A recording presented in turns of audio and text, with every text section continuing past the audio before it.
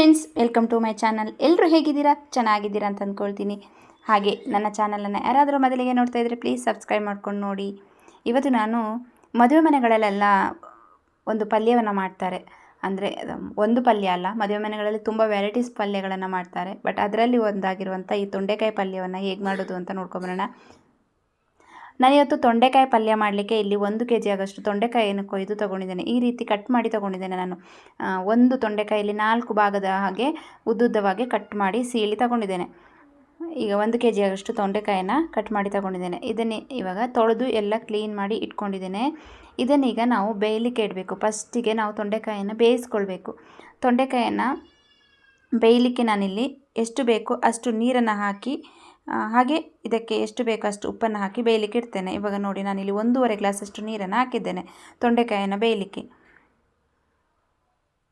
ಇದು ಇವಾಗ ಇನ್ನೊಂದು ಅರ್ಧ ಗ್ಲಾಸ್ ನೀರು ಹಾಕ್ಕೊಳ್ತೇನೆ ನಾನು. ನೀರು ಹಾಕಿ ಬೇಯಲಿಕ್ಕೆ ಇಡ್ತೇನೆ ಈಗ. ಹಾಗೆ ಇದಕ್ಕೆ ತರಕಾರಿ ಬೇಯಲಿಕ್ಕೆ ನಾವು ಉಪ್ಪು ಹಾಕಿ ಇಡ್ತೇವಲ್ಲ, ಹಾಗೆ ಇದಕ್ಕೆ ಸ್ವಲ್ಪ ಉಪ್ಪನ್ನು ಹಾಕಿ ನಾನು ಬೇಯಲಿಕ್ಕೆ ಬಿಡ್ತೇನೆ. ಈಗ ತೊಂಡೆಕಾಯಿ ಬೇಯಲಿ ಚೆನ್ನಾಗಿ. ಇವಾಗ ತೊಂಡೆಕಾಯಿನ ಬಾಯ್ಲ್ ಆಗಲಿ. ಅಷ್ಟರಲ್ಲಿ ನಾನು ಇದಕ್ಕೆ ಒಂದು 4-5 ದಿವಸ ಕರಿಬೇವನ್ನು ಹಾಕ್ತೇನೆ. ಕರಿಬೇವು ಹಾಕಿದರೆ ಅದ್ರ ಫ್ಲೇವರ್ ಚೆನ್ನಾಗಿ ಬರುತ್ತೆ ಅಂತ ತೊಂಡೆಕಾಯಿ ಜೊತೆಲೆ ಹಾಕ್ತಾಯಿದ್ದೀನಿ. ಇವಾಗ ನಾವು ಮಸಾಲೆ ರೆಡಿ ಮಾಡ್ಕೊಳ್ಳುವ. ಮಸಾಲೆಗೆ ನಾನಿಲ್ಲಿ ಒಂದು ಫ್ಯಾನನ್ನು ಇಟ್ಕೊಂಡಿದ್ದೇನೆ. ಇವಾಗ ಬಿಸಿಯಾಗಿದೆ. 1 ಹಿಡಿಯಷ್ಟು ಬ್ಯಾಡಗಿ ಮೆಣಸಿನ್ಕಾಯಿ ಹಾಕ್ಕೊಂಡಿದ್ದೇನೆ. ಇದು ನೀವು ಡ್ರೈ ಆದರೂ ರೋಸ್ಟ್ ಮಾಡ್ಕೊಳ್ಬೋದು. ಬಟ್ ನಾನಿಲ್ಲಿ ಒಂದು ಅರ್ಧ ಸ್ಪೂನ್ ಎಣ್ಣೆ ಹಾಕ್ಕೊಳ್ತೇನೆ. ಎಣ್ಣೆ ಹಾಕಿದರೆ ಬೇಗ ರೋಸ್ಟ್ ಆಗುತ್ತೆ, ಹಾಗೆ ಇದು ಮಾಡಲಿಕ್ಕೆ ಕೂಡ ರುಬ್ಬಲಿಕ್ಕೆ ಕೂಡ ಚೆನ್ನಾಗಾಗುತ್ತೆ ಅಂತ ಎಣ್ಣೆ ಹಾಕ್ಕೊಂಡಿದ್ದೇನೆ. ಇವಾಗ ಇದನ್ನು ಚೆನ್ನಾಗಿ ಬ್ಯಾಡಗಿ ಮೆಣಸಿನ್ಕಾಯಿನ ಫಸ್ಟು ನಾವು ಫ್ರೈ ಮಾಡ್ಕೊಳ್ಳುವ. ಫಸ್ಟು ಮೆಣಸಿನ್ಕಾಯಿ ಫ್ರೈ ಆಗಬೇಕು.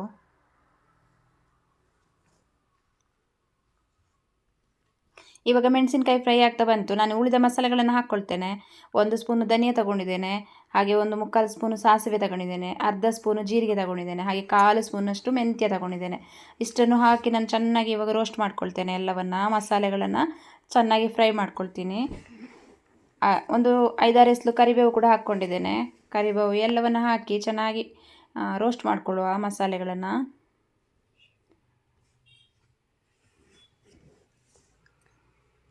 ನಾನು ಮಸಾಲೆ ಫಸ್ಟ್ ಹಾಕಿ ಮೆಣಸು ಆಮೇಲೆ ಹಾಕಿದರೆ ಏನಾಗ್ತದೆ ಅಂದರೆ ಮಸಾಲೆ ಸೀದೋಗೋ ಚಾನ್ಸಸ್ ಇರ್ತದೆ, ಮೆಣಸು ಕಾಯೋದಿಲ್ಲ. ಹಾಗಾಗಿ ಫಸ್ಟ್ ಮೆಣಸನ್ನು ಹುರ್ಕೊಳ್ಬೇಕು. ಇವಾಗ ನಾನಿಲ್ಲಿ 1 ಕಪ್ಪಷ್ಟು ಕಾಯಿ ತುರಿಯನ್ನು ತಗೊಂಡಿದ್ದೇನೆ. ಕಾಯಿ ತುರಿ ತುರಿದು ತಗೊಂಡಿದ್ದೇನೆ 1 ಕಪ್ಪಷ್ಟು. ಅಂದರೆ ಇಡೀ ಕಾಯಿಯಲ್ಲಿ ಒಂದು ಅರ್ಧ ಭಾಗದ ಕಾಯಿಯನ್ನು ನಾನಿಲ್ಲಿ ತಗೊಂಡಿದ್ದೇನೆ. ಅದಕ್ಕೆ ನಾನೀಗ ಹುರಿದಿರುವ ಮಸಾಲೆಗಳನ್ನೆಲ್ಲ ಸೇರಿಸ್ತೇನೆ. ಮಸಾಲೆ ತಣ್ಣಗಾದ ಮೇಲೆ ಸೇರಿಸಬೇಕು. ಇವಾಗ ಹುರಿದಿರೋ ಮಸಾಲೆಗಳನ್ನು ಹಾಕ್ಕೊಳ್ಳುವ. ಹಾಗೆ ನಾನಿಲ್ಲಿ ಒಂದು ಸಣ್ಣ ಲಿಂಬೆಹಣ್ಣು ಗಾತ್ರದಷ್ಟು ಹುಣಸೆಹಣ್ಣನ್ನು ತಗೊಂಡಿದ್ದೇನೆ. ಹುಣಸೆಹಣ್ಣನ್ನು ಕೂಡ ಹಾಕ್ಕೊಳ್ತೀನಿ. ಈಗ ಇದನ್ನು ರುಬ್ಬಬೇಕು. ನಾನಿಲ್ಲಿ ಒಂದು 1/4 ಸ್ಪೂನು ಇದು ಇಂಗನ್ನು ತಗೊಂಡಿದ್ದೇನೆ, ಇಂಗು ಹಾಕ್ಕೊಳ್ತೇನೆ. ಹಾಗೆ ಒಂದು 1/4 ಸ್ಪೂನು ಟರ್ಮರಿಕ್ ಕೂಡ ಹಾಕ್ಕೊಳ್ಬೇಕು. ಟರ್ಮರಿಕನ್ನು ಹಾಕ್ಕೊಳ್ಳುವ. ಇಷ್ಟನ್ನು ಹಾಕಿ ನಾನಿವಾಗ ಇದು ರುಬ್ಬಲಿಕ್ಕೆ ಎಷ್ಟು ಬೇಕೋ ಅಷ್ಟು ನೀರನ್ನು ಸೇರಿಸಿ ರುಬ್ಕೊಂಬರ್ತೇನೆ. ಹಾಗೆ ಒಂದು ಲಿಂಬೆಹಣ್ಣು ಗಾತ್ರದಷ್ಟು ನಾನು ಇಲ್ಲಿ ಬೆಲ್ಲವನ್ನು ತಗೊಂಡಿದ್ದೇನೆ.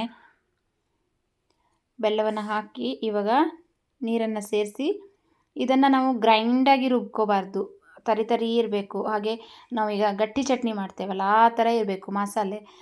ಗ್ರೈಂಡಾಗಿ ಮಾಡಬಾರ್ದು, ನೀರಾಗಿ ಮಾಡಬಾರ್ದು, ತುಂಬ ನುಣ್ಣಗೇನು ಕೂಡ ಮಾಡಬಾರ್ದು. ಈ ಥರ ತರಿ ಇರಬೇಕು ಮಸಾಲೆ. ಇಷ್ಟ ಆದರೆ ಸಾಕು. ಇವಾಗ ಮಸಾಲೆ ರೆಡಿಯಾಗಿದೆ. ಈಗ ಮಸಾಲೆನ ಸೈಡಿಗೆ ಇಟ್ಕೊಳ್ಳುವ. ಒಲೆ ಮೇಲೆ ಒಂದು ಪಾತ್ರೆನ ಇಟ್ಕೊಳ್ಳುವ. ಈಗ ಒಂದು 3-4 ಸ್ಪೂನು ನಾನಿಲ್ಲಿ ಕೊಬ್ಬರಿ ಎಣ್ಣೆನ ಸೇರಿಸ್ತಾ ಇದ್ದೇನೆ. ಕೊಬ್ಬರಿ ಎಣ್ಣೆ ಹಾಕೋದ್ರಿಂದ ಫ್ಲೇವರ್ ಉಂಟಲ್ಲ ತುಂಬ ಚೆನ್ನಾಗಿ ಬರುತ್ತೆ. ಹಾಗಾಗಿ ಅದಕ್ಕೆ 1 ಸ್ಪೂನು ನಾನಿಲ್ಲಿ ಸಾಸಿವೆನ ಹಾಕ್ಕೊಂಡಿದ್ದೇನೆ. ಹಾಗೆ 1 ಸ್ಪೂನು ಉದ್ದಿನಬೇಳೆ, 1 ಸ್ಪೂನು ಕಡಲೆಬೇಳೆನ ಹಾಕ್ಕೊಳ್ತೇನೆ. ಹಾಗೆ ಸ್ವಲ್ಪ ಕರಿಬೇವು. ಇವಾಗ ಇದೆಲ್ಲ ಚಿಟಪಟ ಅಂತ ಚೆನ್ನಾಗಿ ಒಗ್ಗರಣೆ ಘಮ ಬರಬೇಕು. ಉದ್ದಿನಬೇಳೆ ಕಡಲೆಬೇಳೆ ಎಣ್ಣೆಯಲ್ಲಿ ಫ್ರೈ ಆದಾಗ ಅದರ ಫ್ಲೇವರ್ ಉಂಟಲ್ಲ ತುಂಬ ಚೆನ್ನಾಗಿ ಬರುತ್ತೆ. ಕರಿಬೇವನ್ನು ಹಾಕ್ಕೊಳ್ಳುವ.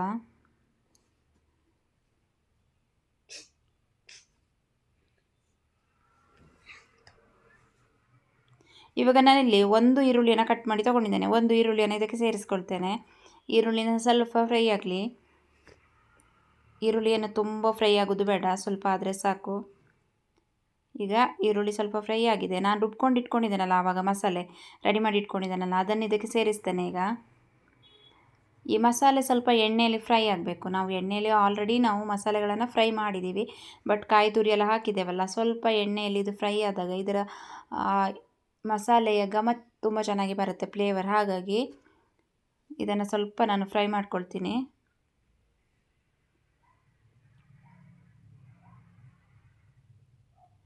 ಈಗ ಮಸಾಲೆನ ಚೆನ್ನಾಗಿ ಫ್ರೈ ಮಾಡಿಕೊಂಡು,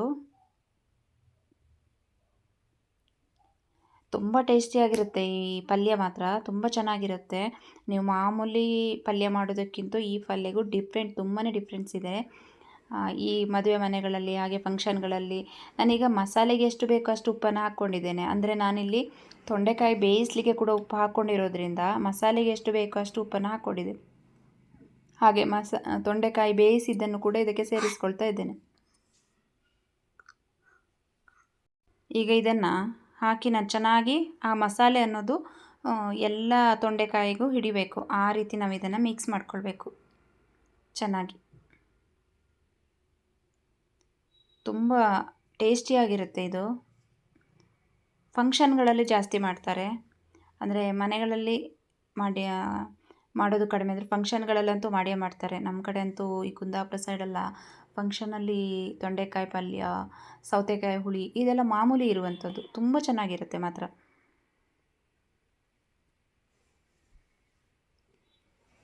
ಇವಾಗ ಹೀಗೆ ಚೆನ್ನಾಗಿ ಎಲ್ಲವನ್ನು ಮಿಕ್ಸ್ ಮಾಡಿ ಆ ಮಸಾಲೆ ಎಲ್ಲ ಕೋಟಿಂಗ್ ಆಗಬೇಕು ತೊಂಡೆಕಾಯಿಗೆ. ಇವಾಗ ರೆಡಿಯಾಗಿದೆ ನೋಡಿ. ನಾನೊಂದು ಬೌಲಲ್ಲಿ ಸರ್ವ್ ಮಾಡಿದ್ದೇನೆ.